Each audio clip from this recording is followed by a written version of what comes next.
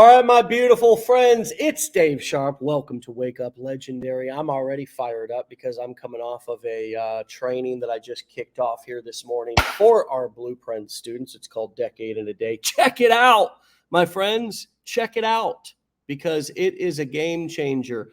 But you know what else is a game changer? The guest that I have on today. She is a doctor of audiology. Hopefully I pronounced that right. Turned digital marketing. And somebody who has really showed us what is possible, who continues to show us what's possible when you get in there and take action, overcome your limiting beliefs, overcome the internal self-talk that we all have, gets out there and takes action and gets uncomfortable because you know, my friends, this is uncomfortable for all of us when we first start, and really follows through and doesn't quit and just achieved an amazing status here just within our community of platinum rank, and is just the beginning for this lady's journey of success and of breakthrough. I am so thrilled, honored, privileged, and excited to have her on this morning to round out an amazing week of Wake Up Legendaries. Guinevere, welcome to Wake Up Legendary. Good morning. Yay. Thank you. You're so welcome. Did I pronounce that right? Doctor of Audiology? You did amazing. Wow, I'm on a roll today. I'm using big words. I'm using big words. On a Friday, too. Not so bad for a 9th grade dropout. Pretty good.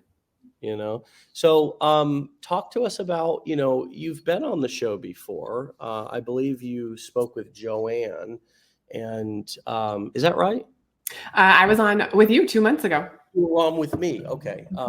I thought you were also on with Joanne. I thought this may have been your third, but this is your second just with me.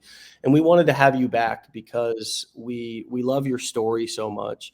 And we really are, we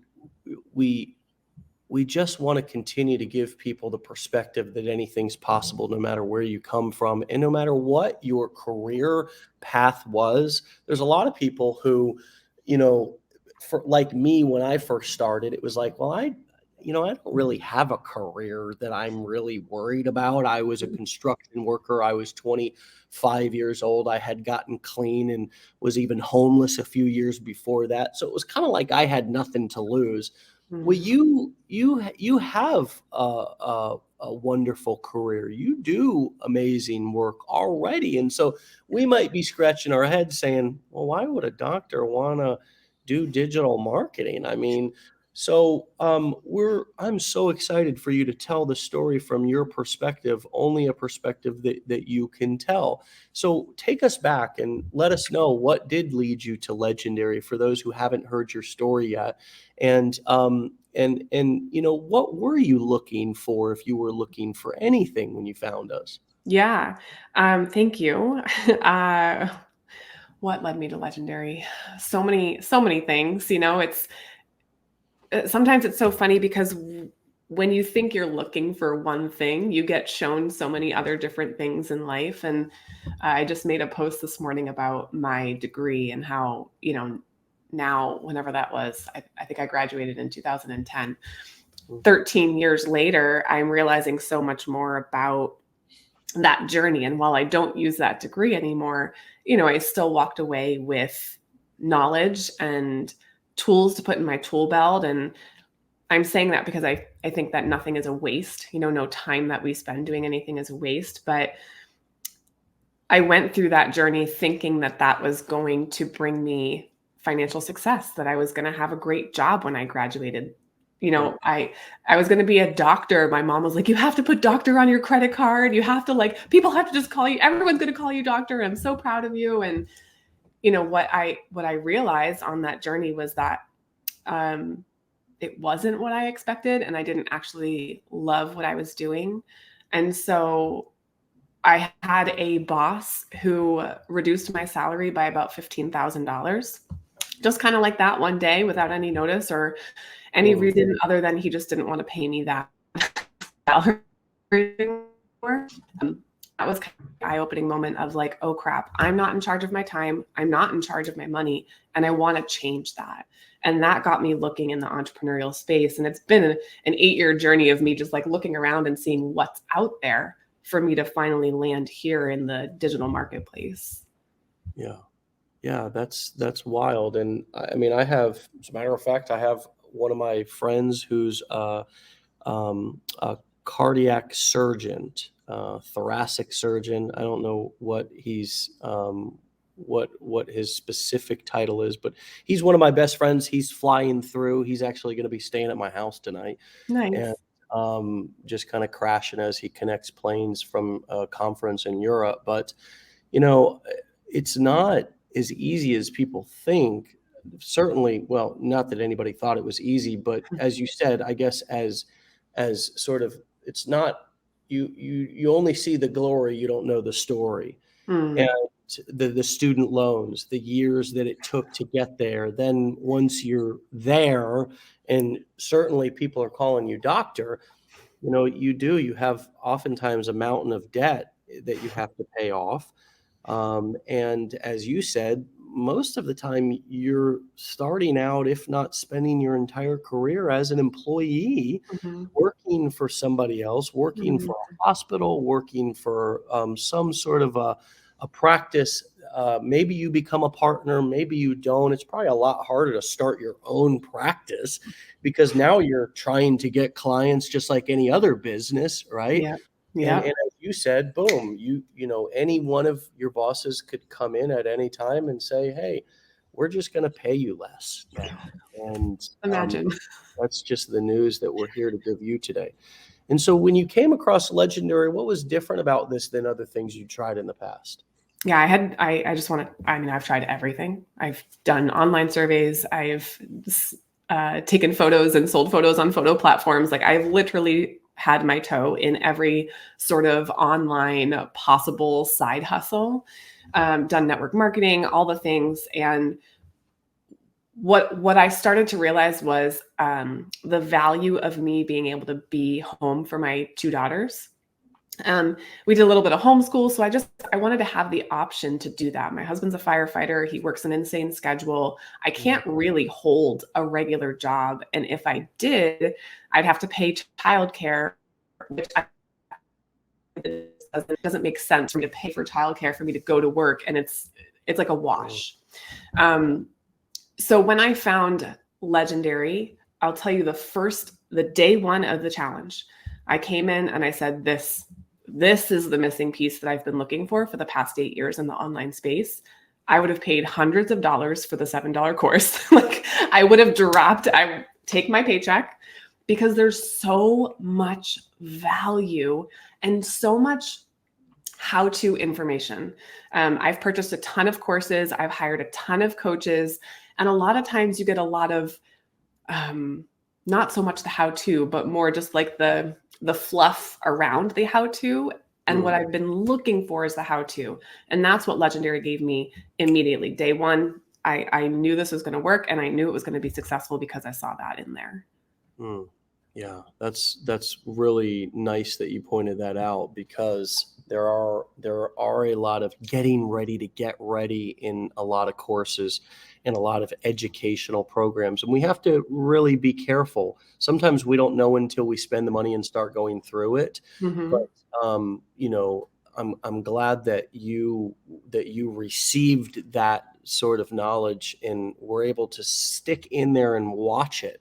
I think one Hmm. of the big challenges that a lot of people have, and maybe this is just due to your doing so many years at school and probably being a good student, right? Maybe I don't know. Yes. I never did. I was very bad at going to school, but you have to, I would assume, be good at going to school and taking tests and have somewhat of a good comprehension and things of that nature if you're going to make it all the way to through medical school. But what I find is so many people just buy our challenge and then don't even go through it. It's like, well, how can you expect to really understand these principles and these skill sets if you don't actually sit there Mm, and listen and learn? Then there becomes a time to where you have to stop only listening and learning and start putting into action.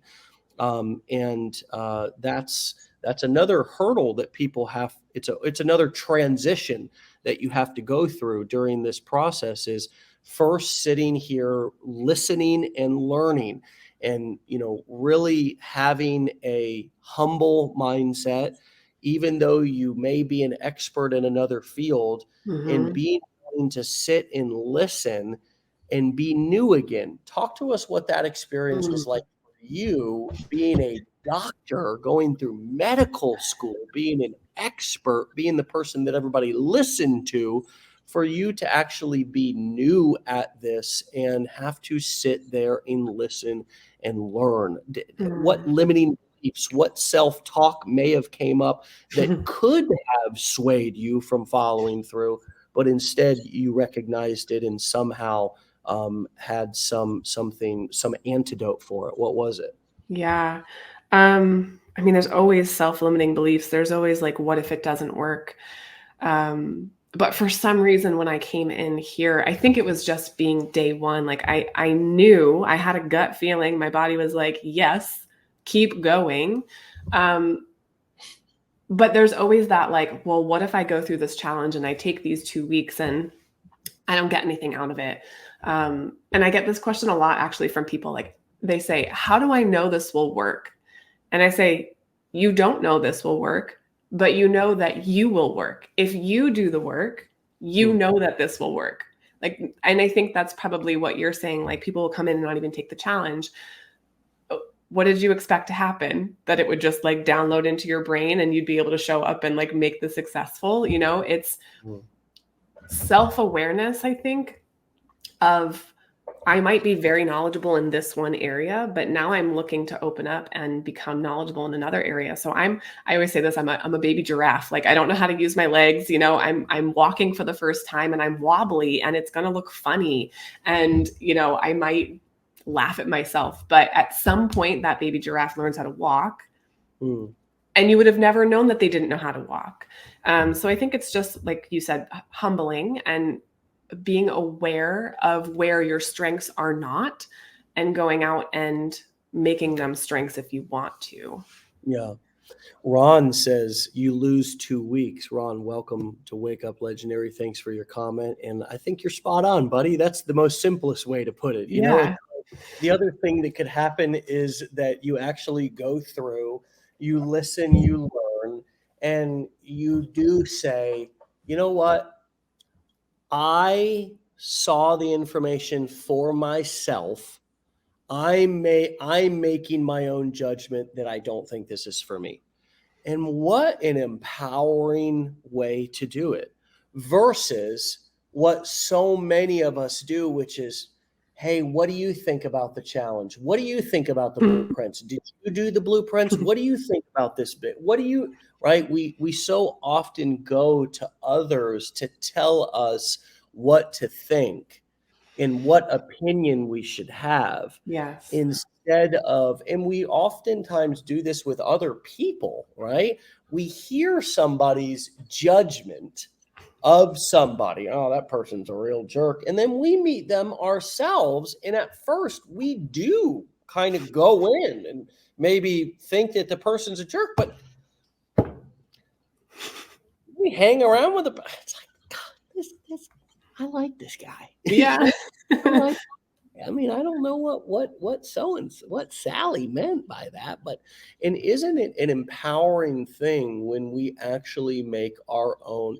The opposite could happen too. Somebody could really like somebody, or a whole group of people could really like somebody, but then you hang around with them and you just get kind of a funny, weird, your spidey senses kind of go off and you say, your gut, you say, hmm, something's off with this person. Mhm. I think I'm going to put some distance between me and them. It's so empowering when we make our own decisions. Talk to us a little bit about what it's been like after trying so many things to try something new. And did you ask for other people's opinions? Did you share what you were doing with other people? Can you tell us how you navigated that? Yeah. I am one of those people that when I see something I want to do, I do it right away. So the funniest thing about the way I found Legendary was I had realized I was spending so much time on social media. We talked about this last time, in the scroll hole. And I deleted the TikTok app. Hey, I deleted it. The Gone. scroll hole. I Right? So I deleted the app from my phone. And then someone sent me a video that was on TikTok. They wanted me to watch it. I opened up the app, and the first video that I saw was someone talking about the course. And I was like, oh, that's interesting. Let me check that out. Literally, without checking anything else out, I just went right to the link. I purchased the course.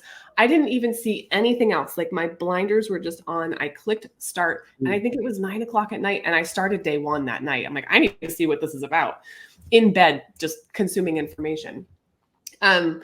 So, it's like, timing is funny. I obviously needed that moment. And yeah, it was just eye-opening to come in and make my own decision, to not, I didn't even have a chance to ask. I didn't even know other people were doing this. I literally only saw one person, and I'm like, well, she's doing it. I'm going to go check it out.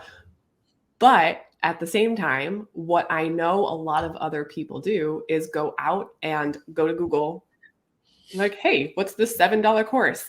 And I'm always so amazed, because I'm like, you guys, it's a $7 course. Just take it. If you lose out on $7 because you don't like it, you lose out on $7. But like, how are you going to know what your own opinion is of this information if you don't just do it yourself? So I had blinders on. I didn't ask anybody else. I didn't even know anybody else was doing it. I just kind of went in. Well, I believe you decided to kind of go all in on your education, at least here, and kind of further invest. What was that decision like for you, and how did you share that with your husband? How did you navigate that within your own psychology, I guess, after having tried so many things and thinking, hey, $7, really, that's nothing, but a couple of thousand, that's a little bit different. Hubby, I'm doing something new again. Or, I mean, talk to us a little bit about what that conversation looked like, and also what went into that decision.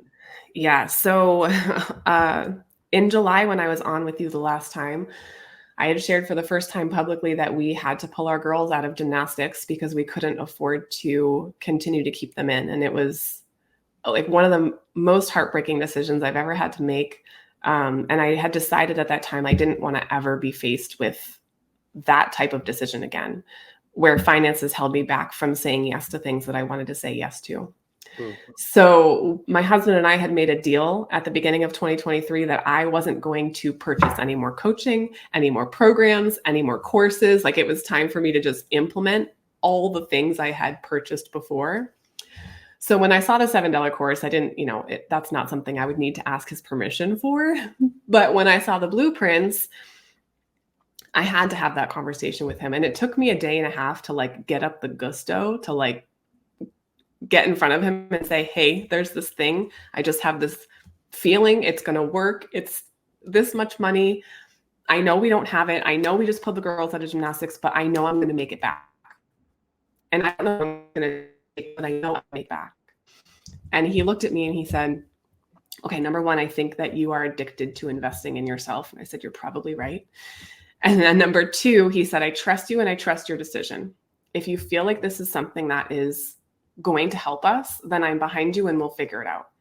And we made it happen. We didn't necessarily have that money, but we made it happen. And it was worth its weight in gold. Wow. What a story. And I didn't even, I remembered parts of our interview before, but I didn't remember all of these pieces. And it's very, very inspiring to hear this once again. You did just, now, I don't know all the inner workings of your business and what you've turned it into, because quite frankly, this is the second time I've talked to you. Every single word that you and I have spoken between each other has been public and recorded and available for everybody else to listen to as well. And I feel really good about that, because we're sharing the secrets of your success. They're not so much secrets, But what I do know is that you did also decide to become an affiliate here at Legendary and kind of promote our training. And just yesterday, I I shouted you out in our Mhm. affiliates group as crossing our platinum rank, which our platinum rank means that you earned $100,000 just as an affiliate here with Legendary. How does that feel? And what's the conversations been like? What's your husband's name, by the way? Adam. Adam. What's the conversations been like between you and Adam lately? I don't know what's that like. It's like so hard to explain because it's such a whole body feeling. Um, the conversations have been like him saying, he said this to me. He said, I get butterflies thinking about you being successful finally because you've worked so hard for so long to try and figure out how to bring an income in for the family and be present for the girls while he's been working his butt off 2 jobs to try and, get us together. There's only so many hours in the day. As a firefighter, they don't work as it is. So for him to take a second job, it's hard. And that meant that left me as a single parent most of the time just because he wasn't around. Um, and the sacrifice you make when you're trying to figure it out, when you're trying to pull it all together for your family. So he's had a truck, this old truck that was like a dream of his that he bought, and it hasn't worked for 2 years, but it's been in our garage. And so we finally had the money to put into the truck. We put it into the shop this week. It's getting a new engine, like this whole thing, and this truck's going to work. And he's so excited. And on Tuesday, my clutch went in my Jeep. So, it's funny because if I think about 2 months ago, 3 months ago, I would not have been able to get my Jeep fixed. We wouldn't have had the money to do it. I don't even know what we would have done. Mm. But I was able to just go, okay, let's just get it in the shop. We'll pay for it. And it's not a big deal. And also at the same time, his truck's in the shop. So I know that those things seem minimal, but they're really monumental. Yeah. Those decisions, like these everyday things that happen. And when you don't have to think twice about how you're going to make it work, it really makes a big difference for your family. So true. Well, congratulations on that. I wouldn't be being responsible if I didn't let everybody know who's listening that those results aren't typical, and those are not what the average person who's going to put in the average, I guess, amount of work should expect. If you are going to put in the average amount of work, you should probably expect very mediocre, average, or maybe no results at all. And that is what the majority of people who buy any how-to product make by going through that training is absolutely nothing. And so let's talk about what you have put into this. Once it became time for you to get out of learning mode and into action mode, what did that, and can you also give us the timeline from when you started, marketing, and also give us an idea of how long you spent going through the training so we can really put some timestamps on this.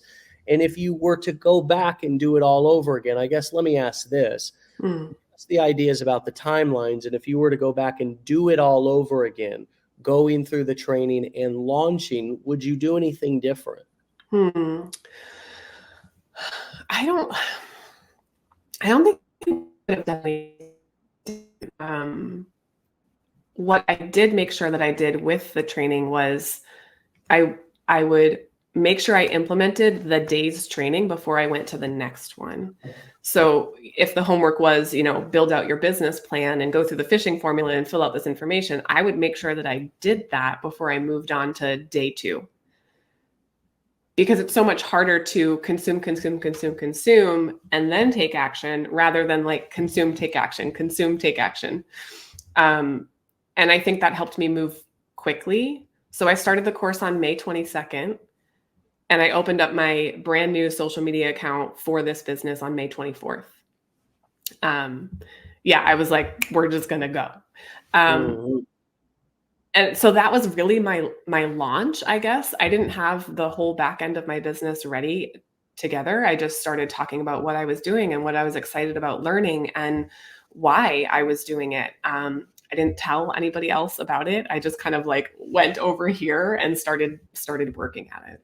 Fresh social media profiles, Brand new. started at 0. Hmm. Didn't have 1,000 followers right when you first started. Didn't get them gifted. Didn't get them um, awarded. Didn't Nope. didn't inherit them. No. Zero. I think it's always a challenge for people who are newer to look at somebody like yourself and say, I just can't connect the dots about how she started at 0. Talk to us about what those first few weeks or that first month look like of going from Mm. 0 to 1,000 and then kind of starting to pick up steam. Yeah. So, in the past 2 years, I was trying to grow my own coaching business. And I had an Instagram, social media, I had a Facebook, and I was stuck at like 4,000 followers. I couldn't figure it out. And like I said, I had taken courses and programs and all the things. And I was stuck. And in fact, my husband just said, like, we just need to get eyes on your business. How can we get eyes on your business? And it just wasn't working. I love Adam is his name. Adam, yeah, I love Adam. What a he's guy. so good. He's so good. So I started a brand new social media account with 0 followers. And what I did was I looked at what other people were doing. And I went back to the very beginnings of their social media and I saw, well, what were they talking about? And I think people get hung up here like, I don't know what to talk about. Well, what if I have no likes? Well, yeah, you're going to. But honestly, the fishing formula, that piece of the challenge is gold. That piece of this business is gold.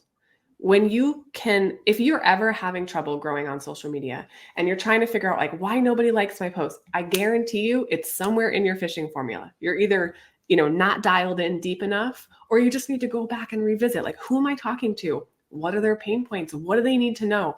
And really just all I had to do was channel the version of myself that I didn't want to be anymore.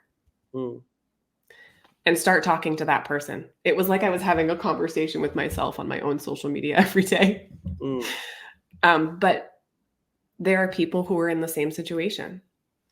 And there are people every day who I talk to who are also doctors or also, serious professionals who are like, listen, I'm burnt out. I'm tired. I don't want to do this anymore. I want to learn.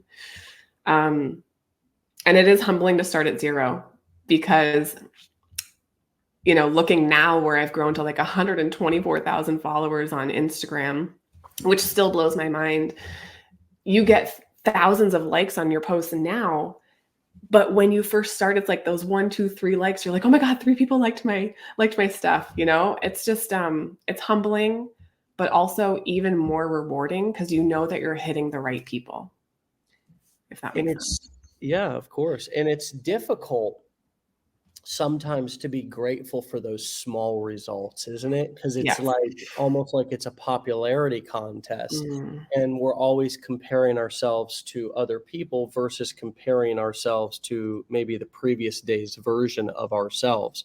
So, at what points did you run into some of that comparisonitis? Do you Oh, ever yeah. still deal with it to this day? And how did you or do you handle that?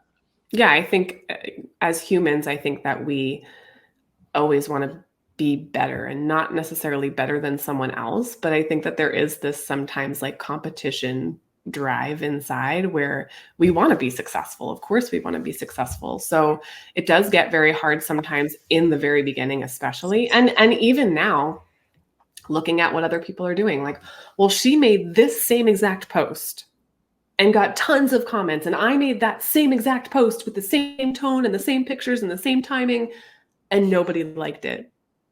And I think it's just the keep going. Like, it's just the no big deal. That's just one post. We're going to make another one and we're going to evaluate.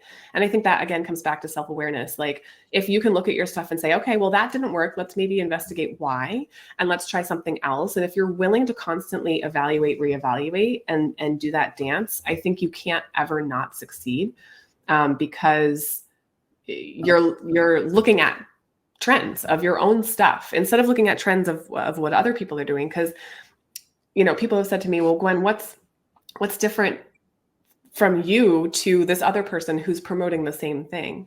And I'll say, well, I'm me and they're them, and we're different people. And so I think as long as you remember that and you let that shine through in your content, that really helps people connect with you. So what do you do to manage your emotions? This is something that being an entrepreneur, I mean, obviously having a job, working somewhere can be just as difficult to manage emotions, but we kind of know that we need to stay in line, and because we don't want to be fired. And oftentimes we will be less less pouty, less frustrated, and we can't quit because, I mean, for some odd reason, we have more of a tendency to quit on ourselves than we do on other people. And I don't know why that is about human beings. But how do you manage your emotions, and how have you, as you've gone through this process? And of course, you've tried many things and weren't successful before you started this.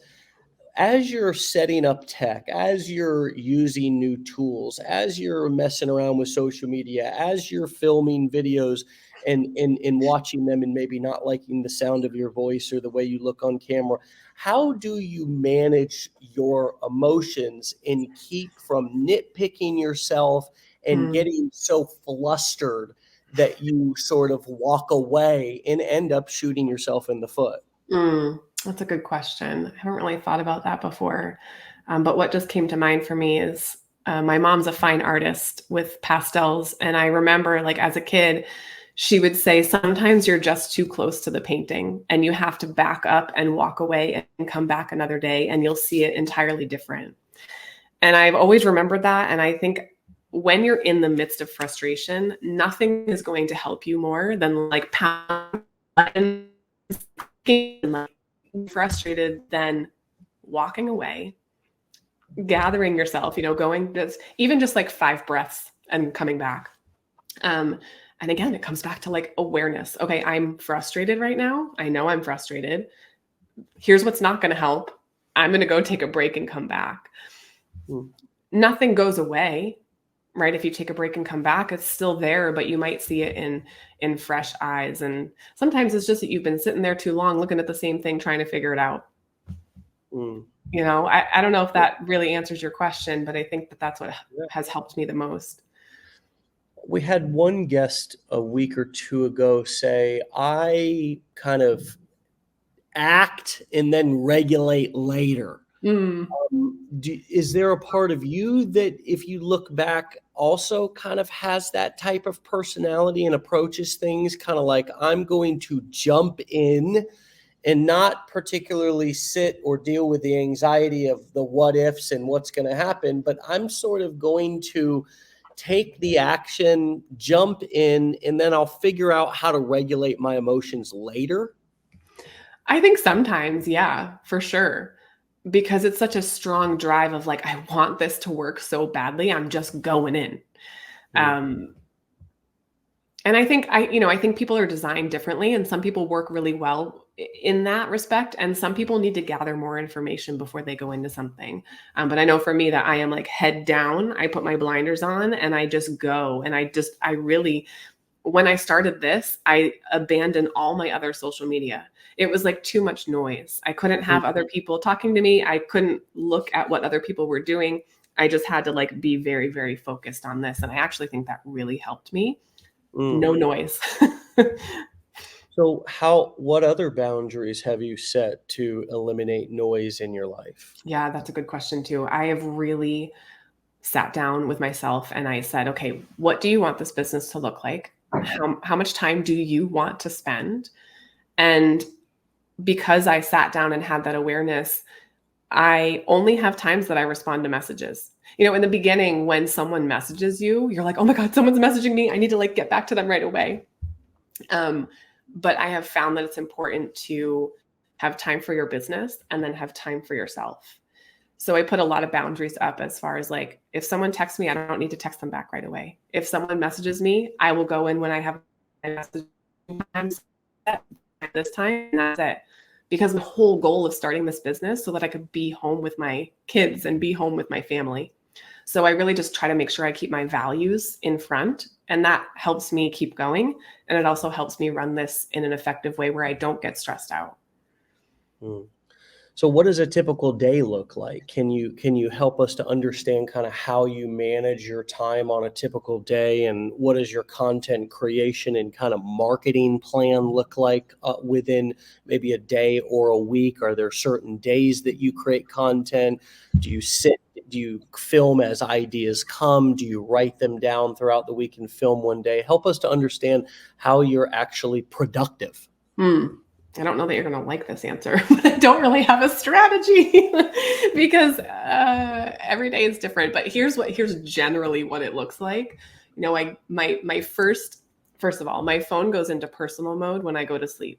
So messages I don't see, only certain messages come in. Like if my husband were to call me, or someone in my life close to me, and I do that because I know that I'm easily distracted by that object.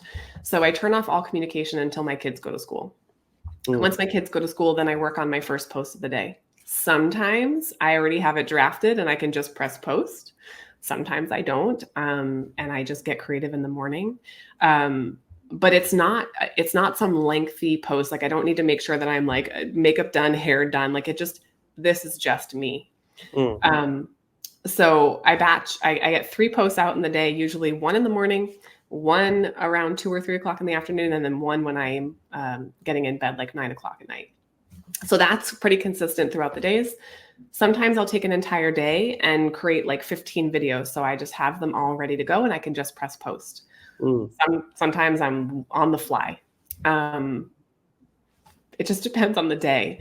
But in the very beginning, I think there's definitely more front end work, like getting out my emails and setting up my email automation, which I don't really have to do very much of anymore.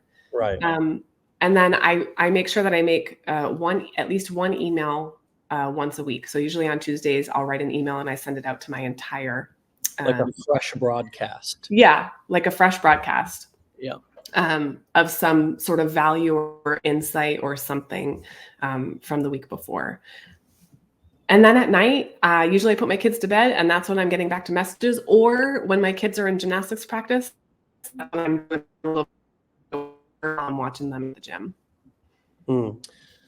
I think that people underestimate the power of the maintenance mode you can go into with these business models once you have those initial pieces set up. For example, your funnel, you sort of pick a niche that you want to kind of plant your flag in and really kind of give it a good effort, and for a lot of people in our community, because they're so brand new, they've not really done this before. They had a good experience with Legendary. Many of them do promote our programs or other programs or courses in this niche. But it doesn't matter what niche you're going into. You set up that initial funnel, you write those initial emails and plug them into your autoresponder and connect those to your funnel. And that part is done. Then you move on to creating your content as you just described. And that can be an ongoing process until you get to a point to where you can even begin repurposing old videos. And at the very least, repurposing old ideas and remaking videos just maybe in a new and different way. I think when some people hear what you just described as sort of your daily mode of operation, what it takes to actually run this business and achieve the results that you just described, and you told us that you really you had launched your social media profiles in May, in the beginning of May too, right? No, the 24th. Okay, May, January, March, April, May, June, July, August, September, October. It's not even been 5 months. And we know just from what we've been able to track with you, you've made at least six figures. And when people hear that, they're like, how does that equate? It's like, in order to do that with a traditional business, you know, I mean, if I think about a franchise or something like that, I mean, I might not even get into profit until year three. And that's after I show up and spend 12 hours a day at the restaurant. Yeah.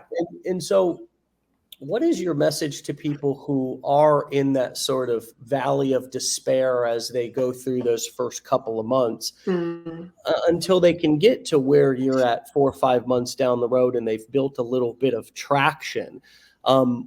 What is it like now for you compared to those early days when you were setting that up? You just described a very fun and interesting and quite nice lifestyle, but it wasn't particularly like that probably in those first few weeks or first month as you were setting things up and getting comfortable on camera. Is that right? Yeah, I mean, I have been posting on social media for a few years, so it's not that the part about showing up on camera wasn't a hard part for me, but I know that that's a hard part for so many people. However, though, this content was new for me. So what am I going to talk about? And it took me in the beginning, it would take me a couple hours to even get out my first two posts, versus now where it's like, okay, we talk about pretty much the same thing over and over again, just with different messages, depending on what your niche is. But you start to get into a cycle. So in the very beginning, it's certainly like it takes more brain power to try and figure it out, for sure. And then it just gets a little bit easier over time. But I did do a lot of just looking at what other people were doing, kind of counting that as like research to see how other people had grown, looking at people in the same niche so I could see, okay, what are they talking about? And so that does take a little bit more time and a little bit more like note taking and practice, just like anything else, I guess. Yeah. I think that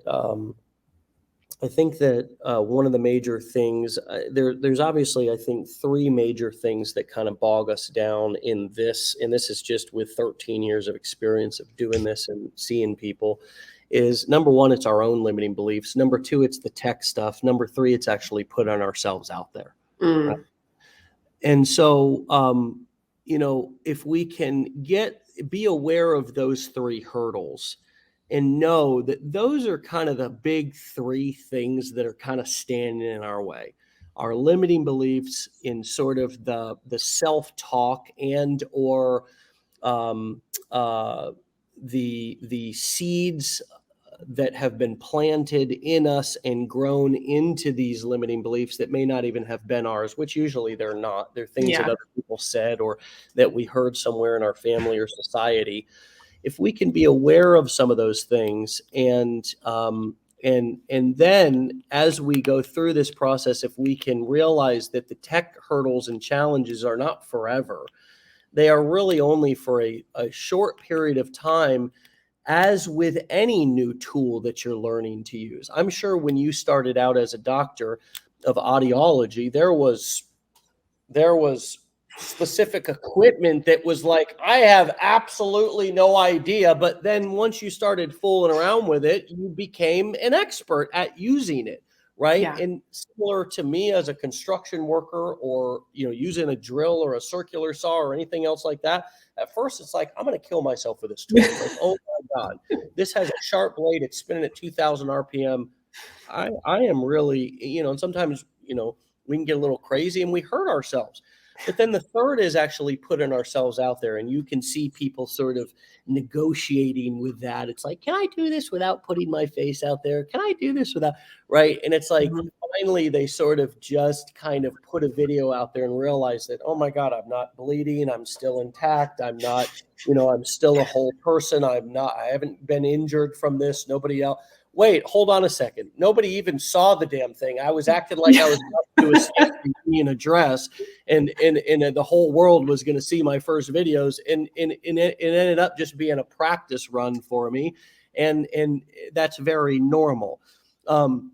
if you were to pick out of those three things, what was the most challenging part for you? The most challenging part, I've been working for a long time on my limiting beliefs, so I feel like it wasn't that. It was the tech stuff. I've never built a funnel. I've never built an opt-in page. I didn't know how to collect email addresses. I didn't know how to set up email automation. So that was definitely the hardest part of this whole thing. Mm, And it was yeah, very confusing in the very beginning. yeah. Yeah, and that's normal. I mean, that is normal. We have upgraded our education and try to have added a lot of different elements to try to make ourselves more available at no extra cost. For example, to our blueprint students. I mean, just at the beginning of this year, my friends, for those of you that don't know, we went from having one coaching call per week for our blueprint students to doing a full decade in a day workshop. One's actually going on right now. There's about 1,000 people on a decade in a day workshop, learning how to enter into the insurance niche. Go figure, you know, very interesting. Life insurance, to be specific. And that's a full day workshop that shows you exactly how to set up your funnel and integrate your autoresponder and use artificial intelligence to help you come up with ideas and even write things for you. We also have the core curriculum itself, which if you're new, we encourage you to go through the Affiliate Marketing Business Blueprint and understand the blueprint as well as the mechanics. But one thing that we also added at the beginning of this year was we went from one kind of coaching call per week to 2 coaching calls per day for all blueprint clients. And one is a support 101, where if you're just getting kind of started or feel like you need to start over, you can come in with those kind of newbie questions. And then there's hot seat, fast feedback coaching calls as well, where you can come with maybe some work that you've done, some marketing that you're integrating or implementing, and get some feedback on things. Just getting feedback can be a powerful thing. And so, at the end of the day, it is still going to require you to pick up the old mouseroo, the old mousy poo there, and click that bad boy. It's also going to require you to spray a little WD-40 up in the old brain there and get those creative juices flowing. Is there anything that you could speak to around that, coming from being probably somewhat analytical, scientific as a doctor, and then kind of moving over into more of a creative, less defined, there's always an absolute outcome? How have you gotten comfortable more with the unknown of everything in marketing is a test instead of needing a guarantee that it's going to be an absolute? Yeah, that's a very hard thing, because you're right. It comes from a very do this, get this result. And this is not like that. I mean, it is in a like a wider view, right? Like do this and you'll get this result. But when you calculate it down, it really is a figure it out. Because at the end of the day, you're building a business that's unique to you. So it's like my business is going to look very different than your business, and very different from my sister's business, and so on and so on. And you're kind of finding your voice and finding out what you like to make videos on, what you like to talk about. So I think that it's just trying. At the end of the day, you can always delete a video. If you created one, you hated it. I had a video that went viral, and for all the wrong reasons. And I received so much hate and so many mean comments on that video. And I decided, you know what? The virality is great. Like, it's bringing a lot of people to my profile, but the mental, emotional drain on me just I don't need it anymore, and I deleted it. So we have the choice to make our business how we want it to look and how we want it to feel. At the end of the day, it's still all in your hands. It's just a matter of figuring out what you want that to look like. Yeah. Somebody in the comments, Amy said, this community is great. I get discouraged seeing videos of people talking negatively about the $7 course, but here you all remind me I'm doing right for myself. So excited. And my friends, let me just let you in, just in case, because I don't give the haters, or in other words, our promoters, Yes, I do call those who are hating on us our promoters. I don't give them a whole lot of credit because I quite frankly appreciate all of the way that they can't keep my name and our name out of their mouth. Now, on the flip side, what they don't know that I know, because I've been in this business for 13 years, is that if they want me to say their name, they need to pay me. Hey, say my name, say my name. No one is around. Look, I'm not Beyonce, baby. If you want me to say your name, then you need to pay me. Uh, Yep. pay me. And so understand the game, friends. This is not an emotional thing for me. I'm not taking things personally. People can be creating videos out there saying all the things that they want. And what that is doing for us, and we see this in politics every day, right? Which are somewhat very polarizing and very kind of, you have a lot of negative publicity where people are kind of trying to smear campaign people. It only kind of oftentimes lifts up the person who you're talking negatively about. The best thing that people can do if they really wanted to try to succeed, the best thing that they can do is to really learn to create their own message in their own vision and keep people focused on what they're doing and the vision that they're casting instead of constantly talking about other people. Because whether you're talking about somebody negatively or whether you're talking about them positively, you're still talking about them. And Yeah. see, there's your problem, right? Yeah. So understand the game that we're playing. The Legendary Marketer is a Inc. 5000 company now 2 years in a row. Think about this for a second. We were the 30th fastest privately held education company in America over the last year. Think about that for a second. And think about how much time I or anybody on our team, let alone you, right? Any of you, should be spending worrying about what a hater, or as I like to call them, a promoter, is saying about us. Just remember that the worst thing that you can do is say their name for free. Never, ever, ever promote somebody else's name for free, right? Because that's not, and this has happened. I can even tell you many times over the last couple of years. There was a one cat who came up with this campaign that it was going to be the death of Legendary, and that's how he was promoting his program or his course. It was going to be the death of Legendary. I don't even think that guy is still selling that course. I don't know what he's doing. Just I don't bye. follow him. I don't follow him. I don't care about what he's doing. Is all I know is that our business keeps doubling every year. Actually, as a matter of fact, it tripled. We did $20 million in education, in course, in coaching, and event sales last year. We'll do nearly $70 million this year. Right. So if you think that and that's just me sitting here, I'm not out flossing and tossing on Lamborghinis.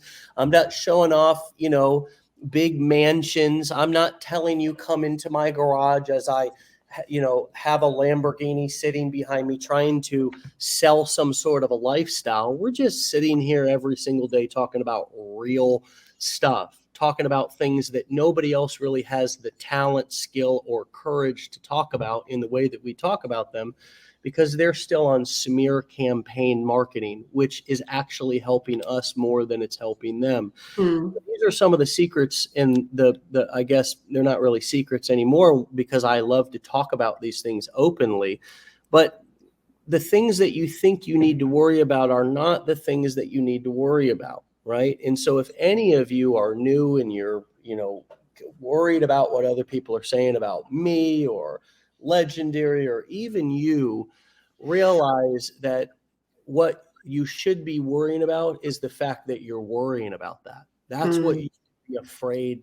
Every day you should wake up and say, I need to do everything that I can not to worry about things today, and especially not put my energy in the wrong place, because that is the greatest risk to my future and my business is comparisonitis.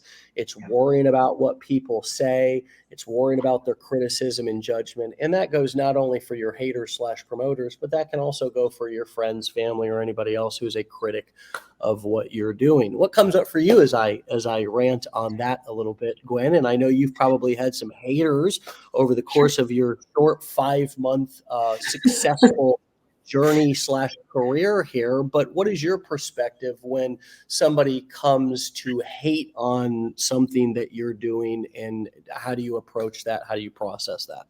Yeah, I get people all the time in my messages sending me articles, and they'll be like, did you see this article? This article says this and this article says this. And number one, I don't ever even click on the articles because I won't give it any energy. It just doesn't deserve my time. I don't need to know what they're talking about. I know what I'm doing is what I'm doing, and I like it and I love it. And I tell people all the time, I'm like, listen, you know what? You might think Disney World is the best place in the entire world, but I guarantee you there is a forum somewhere that says Disney World is the worst place in the world. So if you really want to go out there and look for information, you're going to find it. If you want to think this course is the best course in the world and that's what you think, the information is there in front of you. But if you want to go looking for other information, you're also going to find that too. So there's a whole world out there. People have expectations. I think they think things are going to work for them, that they're not going to have to do work. And they get mad when it takes longer than they expected. But the most important thing I think with this is that this is always a long game. If you don't like where you are, you have to change what you're doing in order for your life to look different. And it's not going to be a simple, I changed and now it's amazing. It's going to take time. And when people set goals and they say, I'm going to make $1 million in 3 months, I say, cool. How about you cut off 3 months and you just say, I'm going to make $1 million?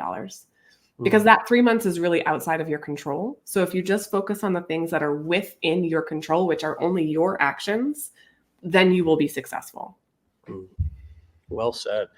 Let's end it with this little bit. You used the word self-awareness earlier in the show, and I'd like to bring it back to that. What have you learned about yourself in the last 5 months after all the challenges, after all the failed ventures, which now are not really failures. They were simply setting you up and preparing you for what you're doing now. But let me not leave the question. What have you learned about Guinevere over the past 5 or 6 months since starting this journey? What did you either forget about yourself that you realized or learn new about yourself? It's such a good question. I don't know anything that comes top of mind. What did I learn about myself? I think it was just that I was, here it is. I was reminded that I can create my own success, even though I may have felt like I wasn't able to in the past. And I was reminded that I am not in charge of when that happens, as long as I keep going. 50 half throws. I've been chilled out today because I'm so exhausted from a week of getting riled up. I've been riled up this week, but you have helped me to kind of ease into the weekend here and really remember why I do this, why this is such an exciting opportunity for anybody now. Even if you have not learned a single one of these skills. And I always say that whether you're going to learn them here, whether you're going to learn them somewhere else, if you can find another community, another guru, another college, if you can find a course, if you can find a person, if you can find a snail on the side of the road who will teach you these skill sets, I don't care where you learn them from, but really, please learn them, because the world is changing right in front of our face. And even the doctors and lawyers and all the people who, these were the jobs that we thought were the answer to all of our problems. We thought this was, and so it is so shocking and humbling when somebody like yourself who did achieve that, who did, um, become a doctor, and you put in an incredible amount of work and incredible amount of sacrifice to be able to achieve that. And once you got to the top of that mountain, realized that whether it be the titles or whether it be the things that you had believed were going to become true once you reach that, maybe it was just a simple fact of your priorities changed, right? When you had Mhm. kids or whatever. I just remember also a week or two ago, we had somebody say, all of the things that were important throughout my corporate career were no longer important at this point in my life. Mhm. All the titles, all the VP of this, climbing the corporate ladder, all of those things were just not as important anymore like they were at one time or like I thought they were going to be. And so it's humbling, and I appreciate your humility and your willingness to come back and share your story, because I think it can help soften our egos a little bit for those of us who do have careers and feel like if we were to walk away from that, it would either somehow be it would be betrayal of ourselves or Mm. somebody else, or it would be taking a step back or a step down in society of our status. And Yeah. you sort of, you know what I mean? Like, Yeah. like kind of giving away our status, Yeah.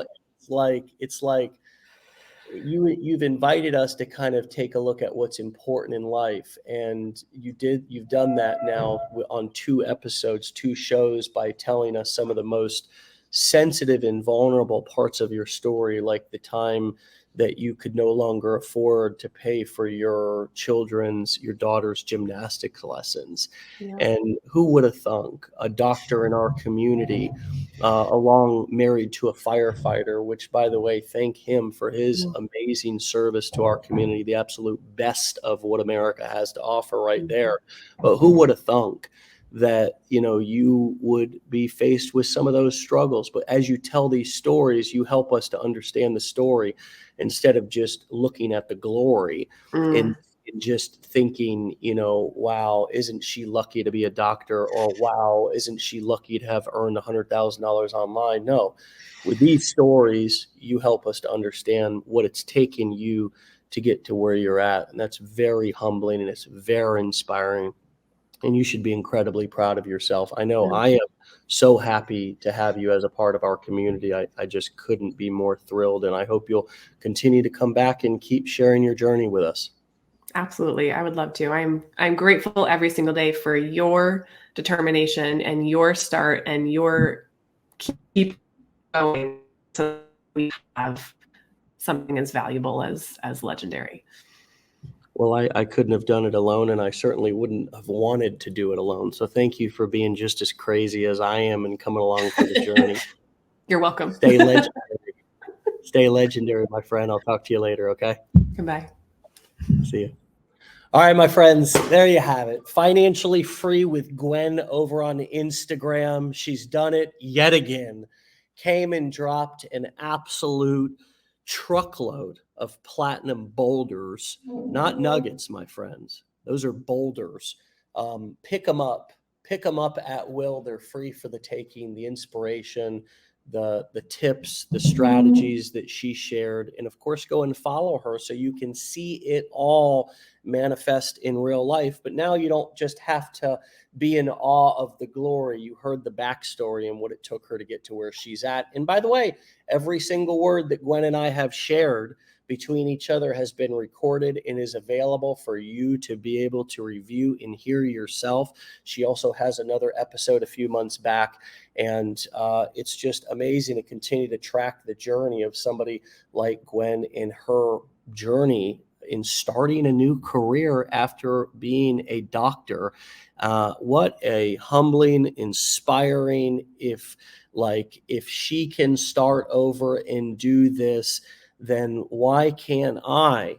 Why can't I go out there and get what I want and get what I deserve? I think our biggest challenge oftentimes is simply believing that we deserve it. And so allow us to believe in you until you can believe in yourself, my friend. And I promise you that as you begin to take action and as you begin to act yourself into a new way of thinking and being, you will too soon believe that you are worthy and that you deserve all of the things that entrepreneurship and having your own business and building a successful life has to offer you. They are on the other side. Those gifts are on the other side of some difficult decisions and some hard work. But I'm going to tell you, put your seatbelt on. It's one hell of a ride, and it may be hard, but it's damn sure worth it. All right, my friends, get out of here. We'll see you back here on Monday, same place, same time, for another episode of the most popular, the most powerful show of real life people on the internet. It's called Wake Up Legendary. We are Legendary Marketer. My name's Dave Sharpe. We'll see you very soon. As a matter of fact, we'll see you on Monday at 10 a.m. Eastern time. Get out of here. Have a great weekend. Peace.